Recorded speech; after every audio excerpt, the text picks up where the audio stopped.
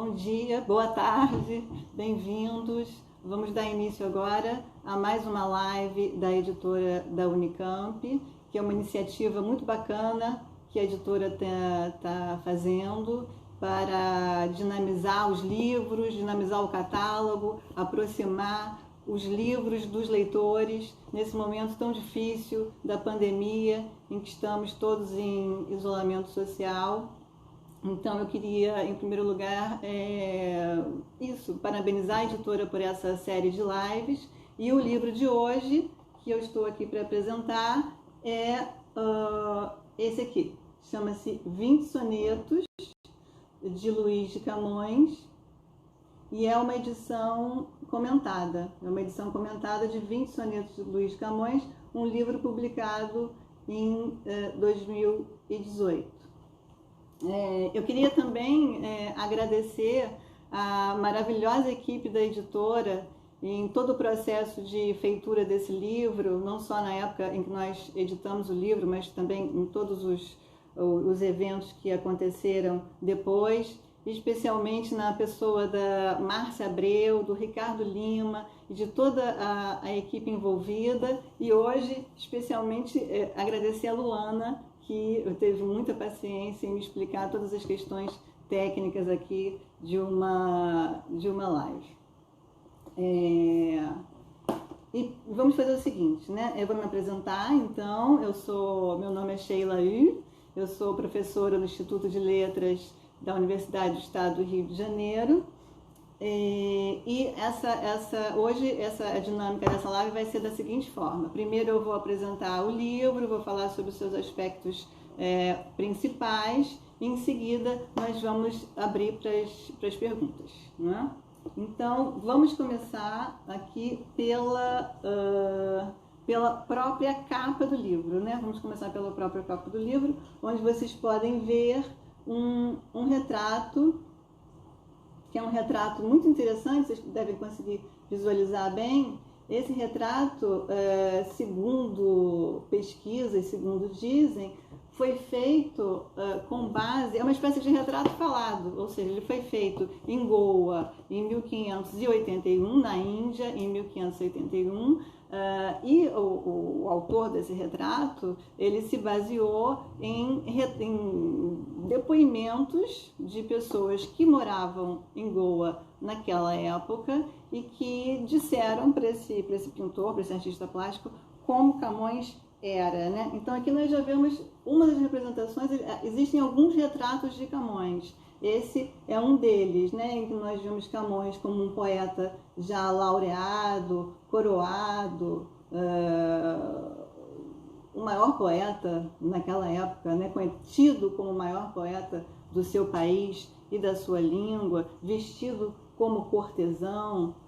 Entretanto, né, a vida de Camões foi um pouquinho diferente do que está aqui representado nesse poeta. Ele foi um poeta soldado, né? Ele não foi apenas um poeta, ele foi um soldado, ele foi um viajante, ele foi uma pessoa que peregrinou por várias terras, saiu de Portugal, passou 17 anos fora, morou na África, morou na Índia, morou na China também, né? E ao longo desse tempo inteiro, esses 17 anos fora do seu país e em diversas errâncias pelo Oriente, pela África, ele escreveu muita coisa, né? Escreveu os Lusíadas, um enorme poema épico, e escreveu também a sua poesia lírica. Ou seja, a obra de Camões se divide em 3 blocos, né? Nós temos a obra épica, os Lusíadas, temos a lírica,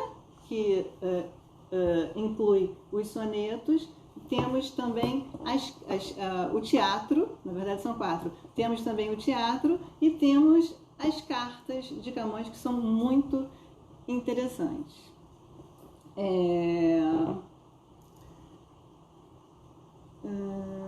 Outra coisa que eu acho interessante falar sobre esse livro, quer dizer, qual foi o principal objetivo, né? O principal objetivo foi elaborar um material que possa ser usado por professores em sala de aula, que possa ser usado por alunos e que possa também servir como uma introdução, um guia para a leitura da poesia lírica de Camões. Então, é um livro que se destina a um público variado, né? Não é um livro para especialistas, é um livro de divulgação e que pretende, que tem entrado, né, no nosso sistema educacional, servindo os nossos professores, os nossos alunos e os leitores de poesia de um modo geral.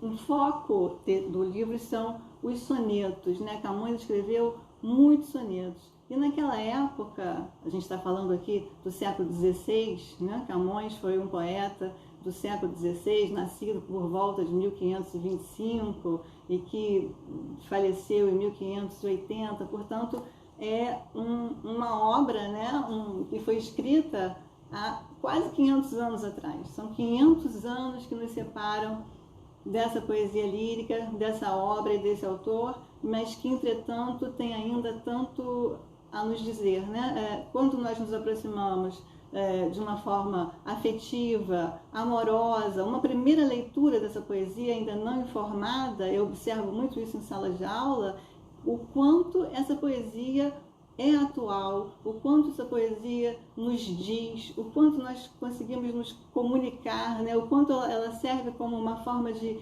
reflexão, até sobre a nossa contemporaneidade, os nossos problemas atuais, sociais, políticos e as nossas questões também afetivas, emocionais e existenciais, né? Como todo grande e bom poeta. Outra coisa que também nós pretendemos fazer neste livro foi mostrar não aquele Camões antigo, digamos assim, não aquele Camões do século XIX, o Camões como um grande gênio que inventou tudo que ele escreveu, né? O livro, então, pretende mostrar o Camões como um produto do seu tempo. Ele era um poeta entre outros naquela época, né? Ele não foi imediatamente reconhecido como o maior poeta, né?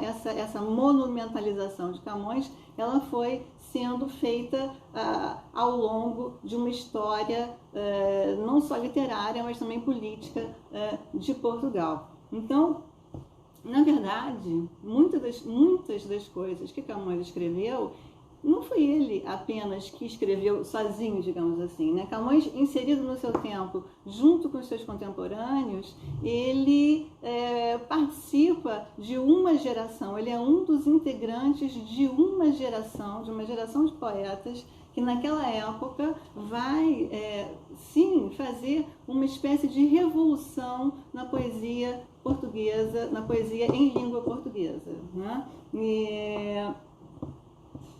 E vamos, então, eu disse que eu ia apresentar o livro e eu vou, então, dizer mais ou menos como é a estrutura desse livro, como nós pensamos a estrutura desse livro. Primeiro, nós temos uma introdução em que eu abordo as principais linhas de força que atuavam na poesia naquela época, na cultura, o humanismo, o platonismo, a poética, a retórica, que a gente vai falar um pouquinho mais depois. E em seguida nós temos os poemas e um convite à leitura. Os poemas editados, um convite à leitura direta. O que é um convite à leitura direta? Poucas interferências, né? O que pode dificultar a leitura?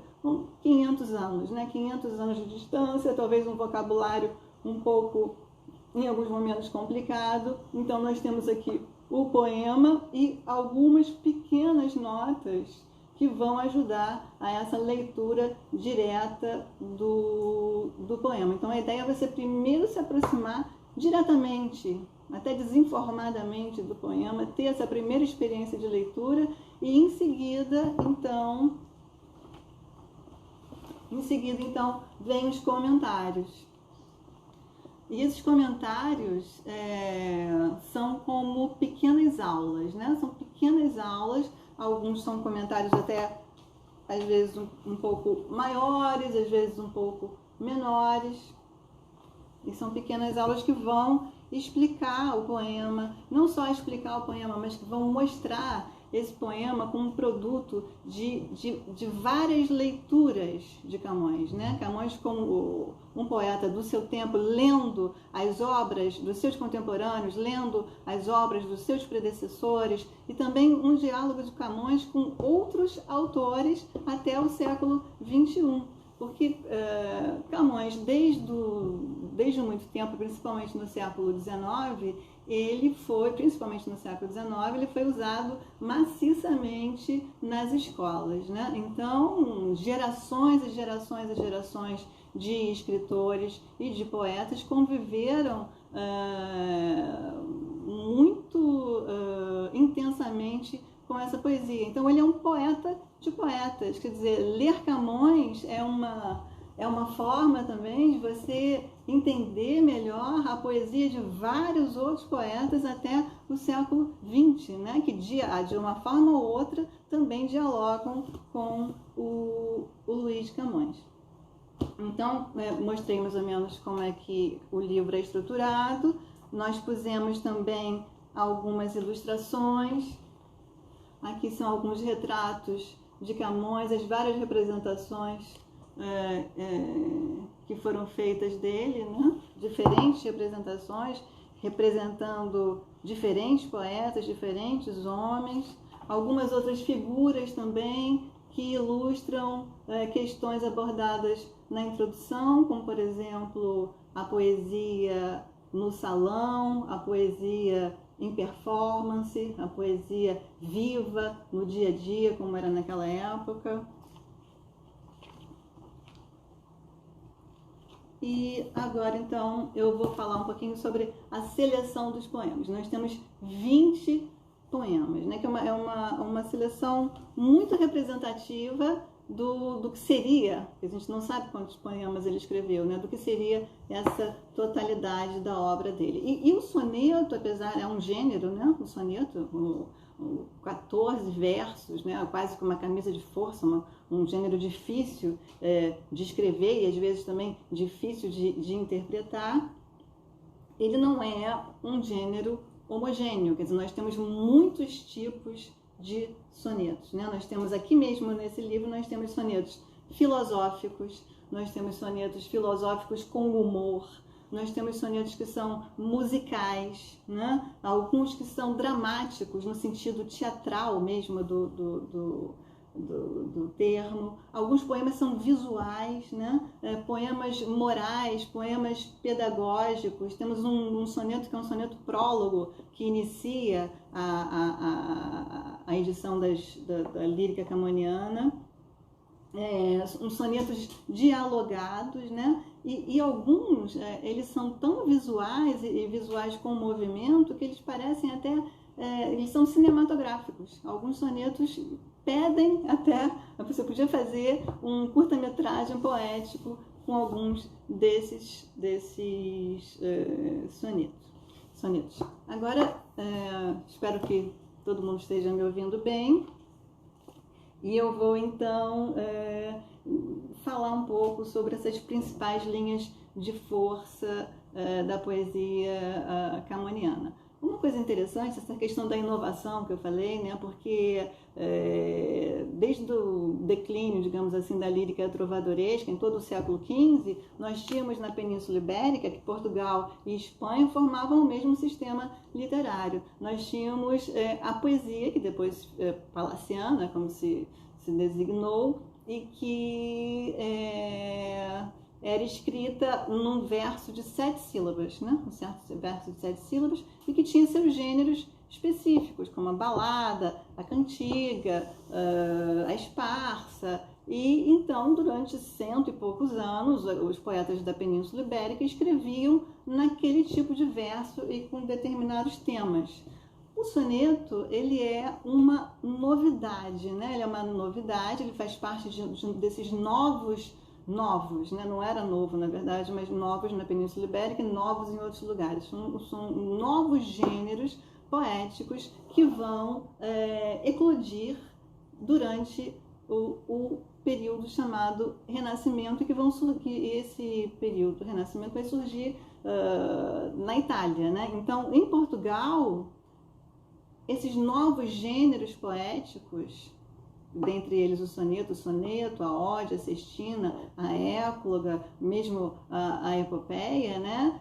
Vai ser uma nova moda poética que vai inundar a Europa, que vai se disseminar pela Europa a partir da Itália. Então, esses novos gêneros poéticos, eles vêm com um novo metro, que é o verso o decassílabo, o verso de 10 sílabas, ou seja, são novos gêneros poéticos, um novo metro e novos temas, e cada gênero mais apropriado para um determinado tipo de tema e de uma discussão, né? Então, isso vai ser um enorme desafio para os poetas espanhóis e de língua portuguesa, que vão ter que fazer com que aqueles metros, aqueles acentos, aquelas sílabas tônicas, as rimas, aquilo tudo se encaixe numa língua que estava há muito tempo escrevendo em versos de 7 sílabas e determinados gêneros poéticos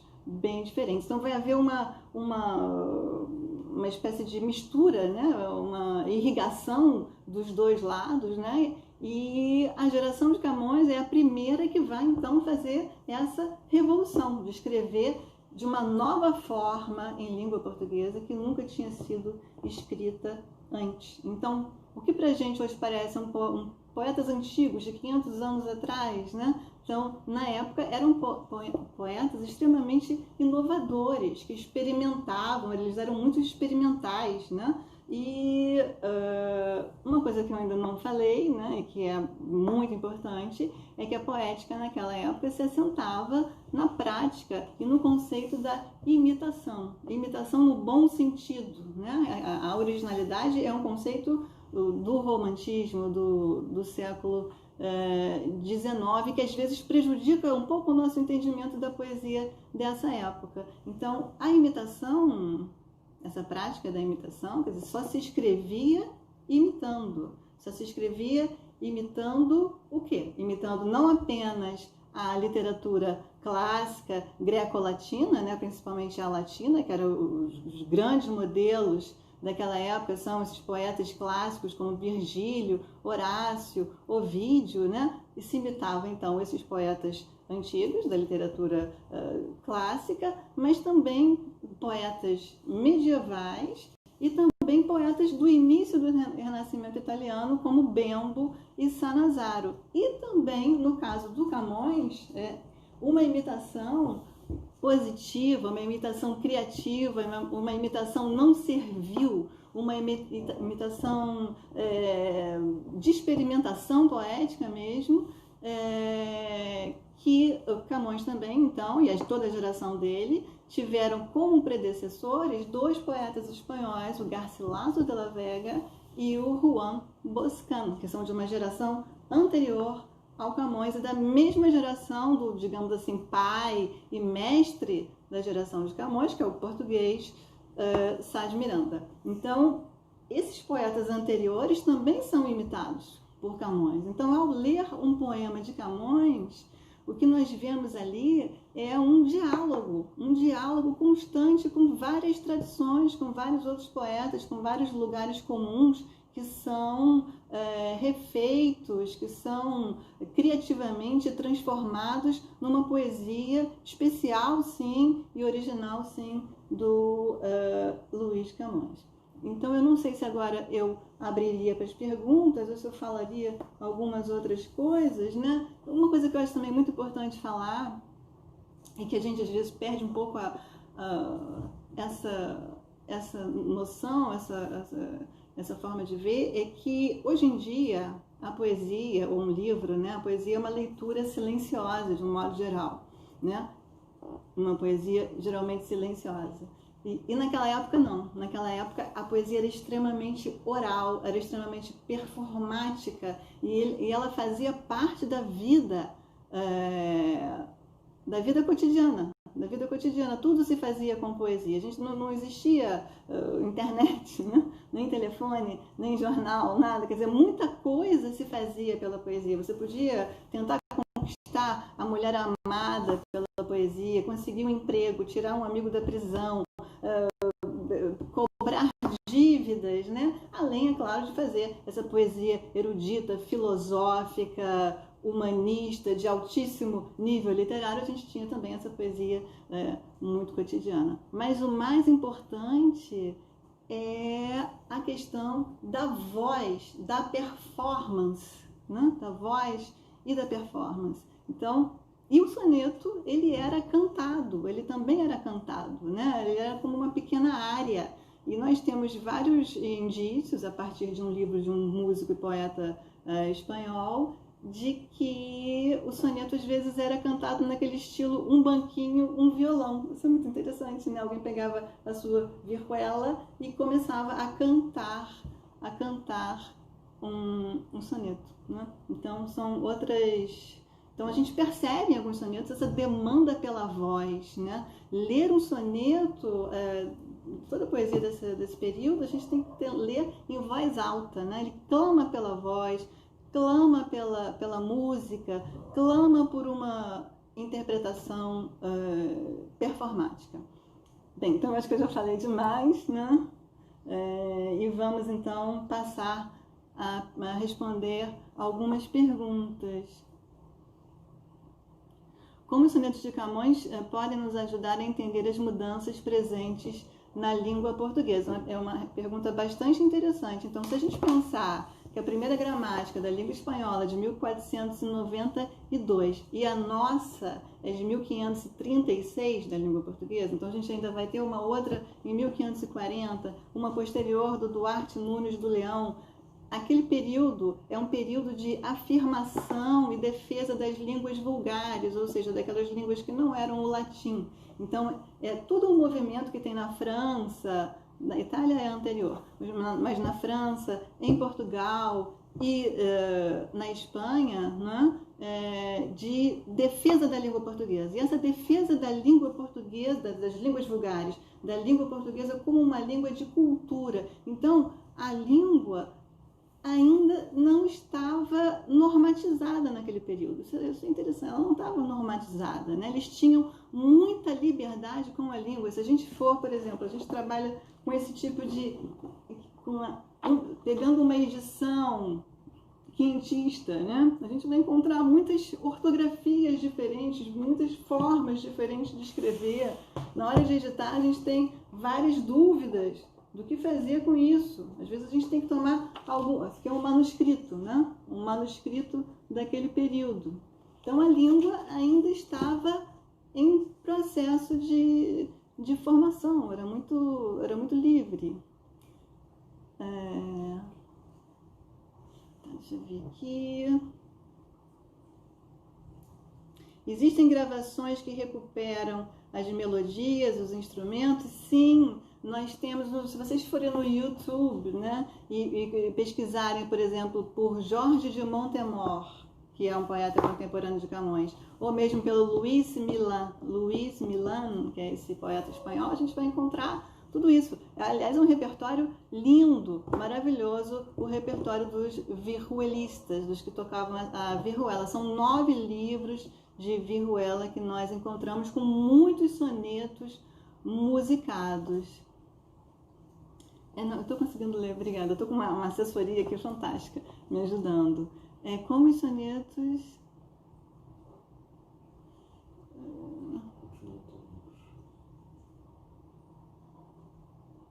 Eu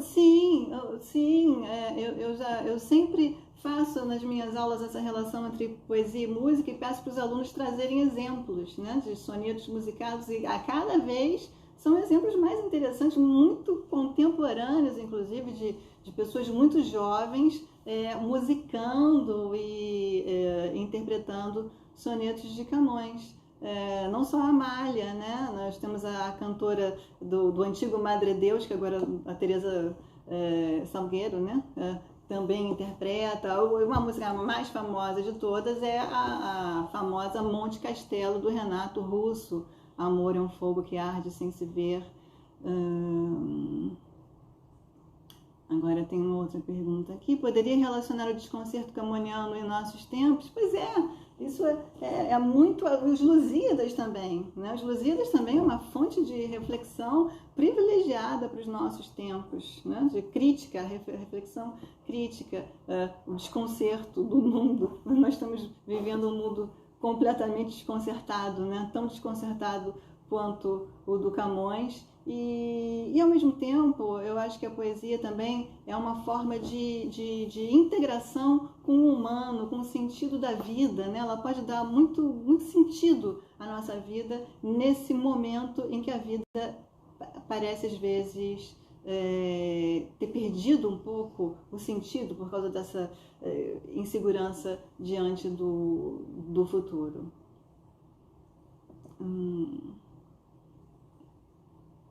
Quais são os pré-requisitos para ler os sonetos? Você não precisa ter nenhum pré-requisito para ler os sonetos. Como eu falei, esse livro, por exemplo, que a gente fez, nós fizemos essa edição justamente pensando numa leitura de alguém que não sabe. Uma leitura... Então, nós temos aqui os sonetos, você é convidado a ler e essas notinhas te ajudam nessa leitura. E em seguida, você vai aos comentários e vai conseguir entendê-los de uma forma mais de uma forma mais bem informada. Quer dizer, basta ser um leitor de literatura que você vai conseguir ler sim, os sonetos de Camões e ainda vai reconhecer coisas que você já leu, né? Muitas vezes os alunos ficam impressionados. Ai, meu Deus, Cláudio Manuel da Costa. Ai, meu Deus, Mário de Andrade, Oswald de Andrade. Quer dizer, tudo está conectado aqui com Camões e os seus contemporâneos.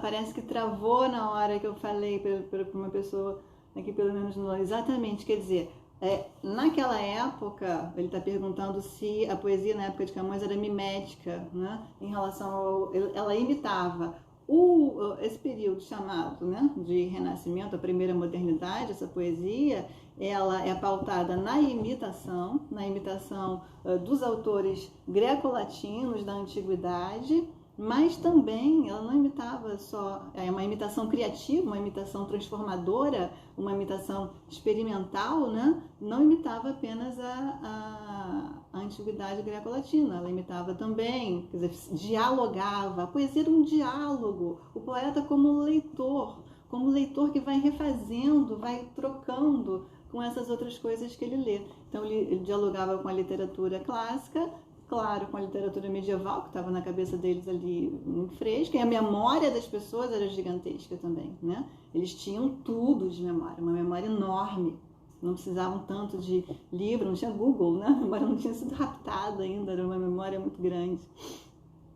E então, com a literatura clássica, com a literatura medieval, com essa literatura do início do Renascimento também, do início do Renascimento italiano, e mesmo entre si, os contemporâneos, eles faziam vários jogos, né? A poesia era experimental nesse sentido também, que você podia traduzir, você podia adaptar, você copiava no bom sentido ou no mau sentido um contemporâneo seu, um amigo seu. Quando a gente vê, por exemplo, um livro como esse aqui, né? Isso é um cancioneiro de mão, é um manuscrito.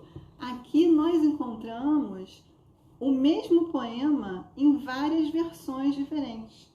Várias diferentes versões e muitas vezes atribuído também a diferentes autores. Então, o mesmo poema, se encontra o mesmo poema atribuído, às vezes, a 5 autores diferentes e várias versões. E às vezes aqui no manuscrito, a pessoa que copia o manuscrito escreve assim: veja nas páginas a seguir uma versão melhor. É muito interessante, né? Então, não existia assim, às vezes não existe o soneto, às vezes existe um sistema de sonetos muito parecidos. A autoria, ótima pergunta do André Conforte, que não deu tempo de falar aqui muito bem. Então, e nós temos esse problema, né, um problema edótico, que é um problema interessantíssimo, que é a questão do cânone da lírica camoniana. O que é isso? Camões publicou os Lusíadas em 1572, quando ele ainda vivia, e provavelmente ele estava lá dentro da tipografia corrigindo as provas, os erros todos, mudando algumas coisas. Mas a poesia lírica, ou seja, tudo que não é os Lusíadas, a poesia lírica, inclusive os sonetos, só foi publicada em 1595, 15 anos após a morte de Camões. 15 anos após a morte de Camões. E naquele período, naquela época, 15 anos após a morte de Camões, não existia nenhum papel, nenhum manuscrito, nenhum autógrafo, nada com a letra de Camões. Então, como saber o que é de Camões e o que não é de Camões? Muito complicado, né? Então, esse primeiro editor, o Soropita, teve que pedir para todo mundo que ele conhecia, me mandem papéis aí, papéis de outras pessoas que copiavam, né? Os poemas em cadernos assim. Muita gente tinha esse tipo de caderno que copiava os poemas que gostava. Então, me mandem e eu vou fazer uma edição do Luís de Camões, basicamente sem nenhuma certeza de que aqueles poemas eram realmente de autoria de Luís de Camões. É claro que nessa primeira edição havia poemas até que tinham sido escritos antes do nascimento de Luís de Camões. E hoje em dia, essa questão da lírica, do cânone da lírica, ainda persiste, né? Há várias teorias, há várias formas de abordar essa questão, mas eu acho que o mais interessante, né, essa pergunta pelo o que é e o que não é de Camões, talvez não seja a pergunta certa para essa questão, né? Talvez seja mais interessante a gente observar esse sistema literário de manuscritos, de impressos, de autorias e de experiências e ler um Camões, que é um Camões tradicional, que chegou até nós através dessas sucessivas edições. É claro que houve um problema, né? A gente não vai poder abordar isso aqui completamente. A poesia de Camões foi aumentando, ou seja, os editores foram engolindo, digamos assim, se apropriando dos contemporâneos.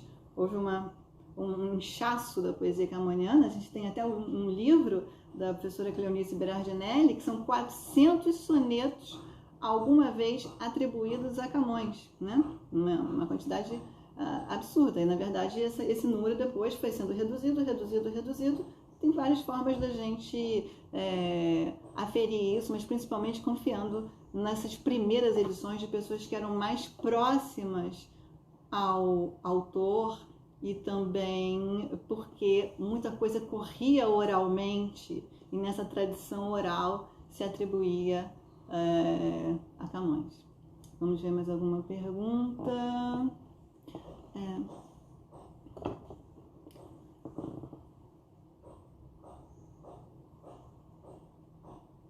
A originalidade não parece um mito? Pergunta do Gabriel Rezende.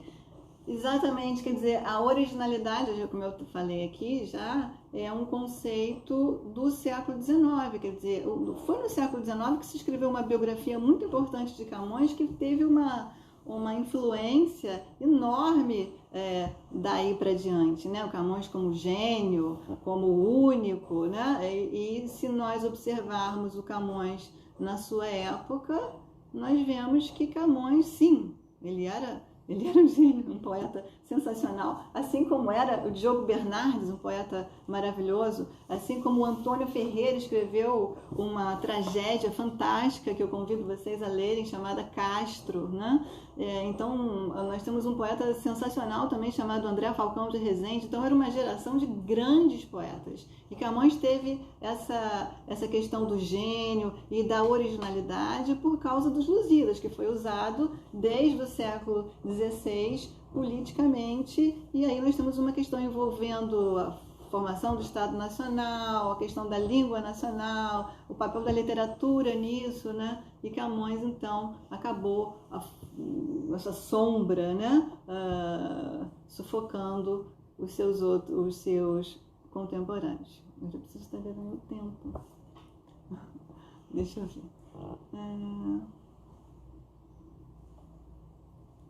Pela academia, o André Taconforte está perguntando como a recepção dos estudiosos brasileiros da lírica portuguesa como Leodegar, Cleonice. Eu tenho uma relação excelente com os meus colegas portugueses, eu faço parte da equipe da edição crítica dos Lusíadas na Universidade de Coimbra. Esse meu livro ele foi lido por colegas de lá, quer dizer, a gente tem uma colaboração muito próxima, muito intensa. Nós trocamos tanto na Universidade de Coimbra quanto na Universidade de Lisboa. Então,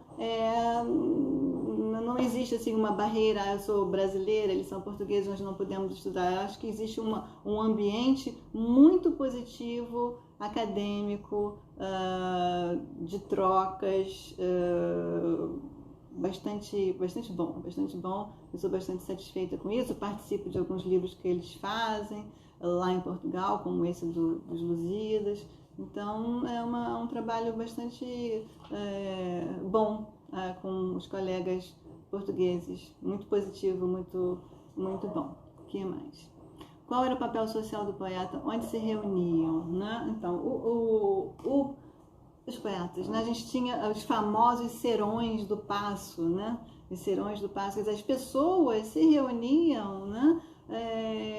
Hoje em dia também a gente vê essas novas formas, né, de circulação oral e musical da poesia, o slam, né? Os slams, poesia oral, poesia performática, de repente, né? Então, naquele período a gente tinha essas reuniões de poetas e também reuniões que são representadas nesse livro que eu falei para vocês do Luiz Milan, chamado O Cortesão, e que nós vemos a representação de como era um salão cortesão naquela época e como a poesia se prestava a vários tipos de jogos, né? Por exemplo, às vezes havia brincadeiras, jogos mesmo, jogos de salão envolvendo a poesia, jogos musicais, jogos de palavras, jogos de interpretação. Às vezes a poesia era feita de repente, assim, um fazia uma estrofe, o outro outra, vários tipos de dinâmica, né? Então a poesia não estava apenas no livro, ainda mais que essa poesia dos contemporâneos de Camões só foi publicada muito tardiamente. Ela começou a ser escrita lá pelo 1530, por aí, e ela só foi publicada a partir de 1595. Uma questão que eu não falei aqui, que talvez não dê tempo, é a da censura, né? A censura da Inquisição não gostava dessa poesia renascentista, ao modo itálico, como eles falavam. Eles não gostavam dessa questão do amor, mesmo do amor discutido de uma forma filosófica, né? Então, essa temática do amor era desconfortável para a Inquisição portuguesa. Então, nós até coloquei aqui no livro uma licença da Inquisição, em que nós lemos ali perfeitamente como as obras eram, sim, censuradas. Então, para se publicar um livro, você tinha que passar por 3 licenças. A licença da Inquisição, a licença do bispado e a licença da coroa. Era dificílimo publicar um livro. Muitas vezes, ao longo desse processo, o poeta era muito censurado. E eles escrevem: esse livro pode ser publicado com todas essas alterações feitas pela minha mão. Quem diz isso é o revedor geral da Inquisição. Tem até um revedor geral muito famoso, que é o Frei Bartolomeu Ferreira. Frei Bartolomeu Ferreira, que liberou os Lusíadas em 1572. Foi um milagre isso ter acontecido. E logo na segunda edição, em 1584, vem uma censura brutal a esse livro, né?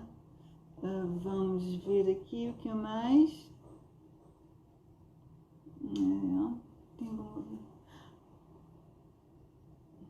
A relação entre poetas e pintores, né? E aí a gente teria que falar, que não é bem a minha área de pesquisa, né? Mas sim da minha colega Maria Berbara, o Francisco de Holanda, né? O Francisco de Holanda é muito interessante, é um autor que ele fala dessa questão da imitação, do Renascimento, e é claro que eles estavam todos conectados, né? Então, se você quer estudar um pouco mais sobre isso, aqui a gente não teria tempo de ir adiante, mas aconselho a leitura do Francisco de Holanda.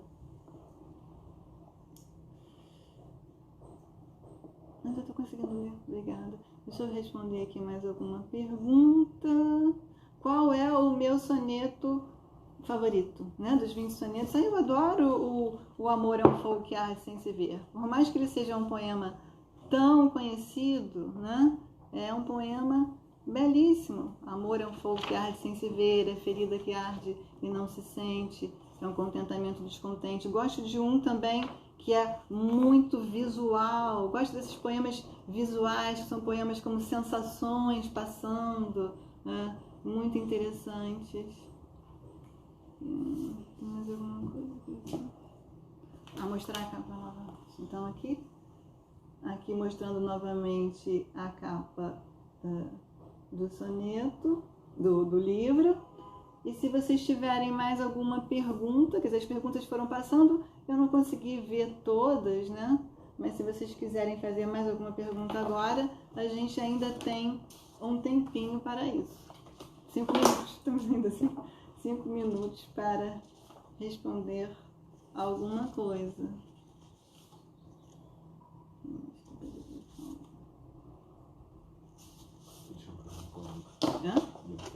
Então, vocês querem que eu leia um poema. Então, vamos ler eu vou ler esse poema que se chama assim. É o poema 19 do livro.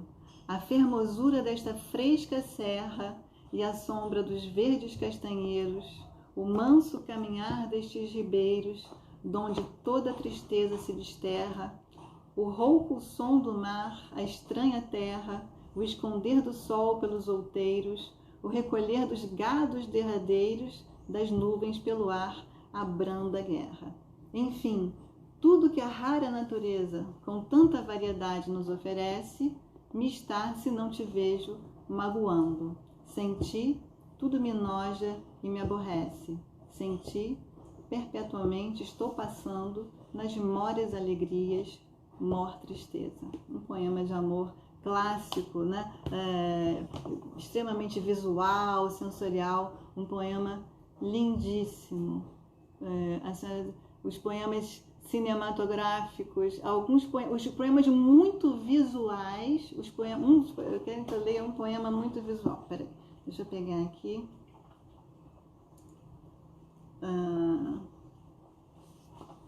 Eu não marquei.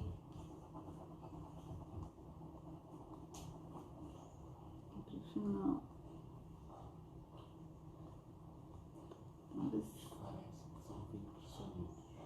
Uhum.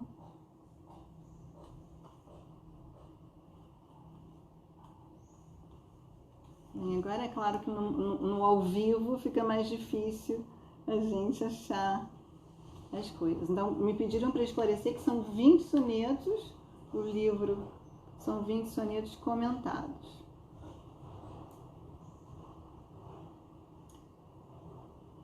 Esse poema, por exemplo, é muito cinematográfico, né? Você pode...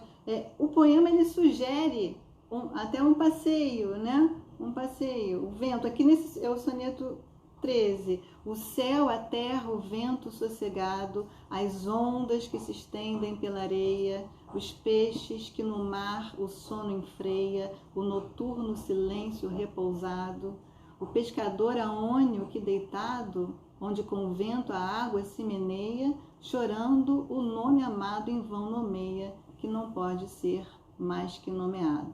Ondas, dizia, antes que amor me mate, tornai-me a minha ninfa, que tão cedo me fizestes a morte estar sujeita. Ninguém lhe fala, né? Ninguém lhe fala, o mar de longe bate, move-se brandamente o arvoredo, leva-lhe o vento a voz, que ao vento deita. Acho que eu não fiz uma boa leitura, né? Assim, repentinamente, mas se vocês forem ler com mais atenção o soneto 13 do livro, vão ver que é uma cena, né? Que é uma cena que o vento começa soprando e passa por aquela cena, ele fala e finalmente o vento se afasta. É uma pequena cena extremamente visual e poética. Então,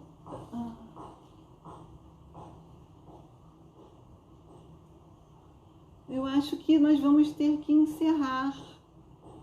Luana, eu tenho que encerrar agora, já temos 45 minutos, ou eu faço ainda mais alguma, respondo mais alguma pergunta. O Gabriel perguntou também como Camões pode nos ajudar a compreender e atuar no momento presente. Acho que eu já falei um pouco disso, não é o Gabriel. Acho que é. Gabriel Reis. Vai, Gabriel. Meu querido aluno Gabriel. Sim, né? Eu falei um pouco disso aqui. Então, eu acho que uma poesia, como a poesia do Camões, como a poesia dos grandes poetas, né? É o mesmo para outros grandes poetas, sempre vai nos reconectar com esse sentido do humano, né? Com estar no mundo, com estar na vida, como enfrentar esse momento tão terrível, né? Ele também viveu numa época extremamente desafiadora, que as coisas mudavam muito rapidamente.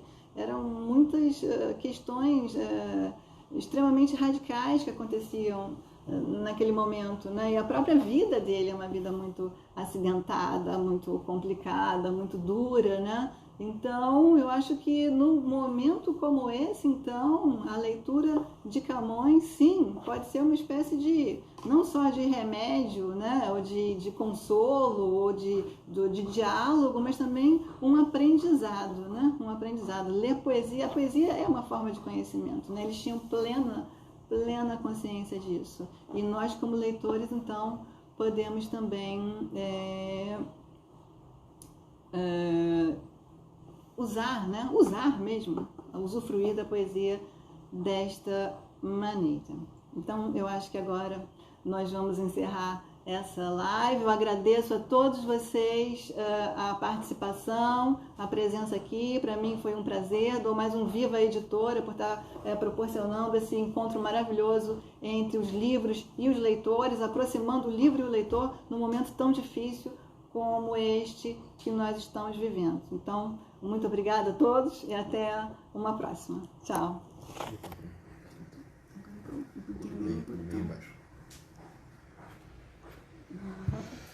Cadê o botão de encerrar? Como é que você apertou errado?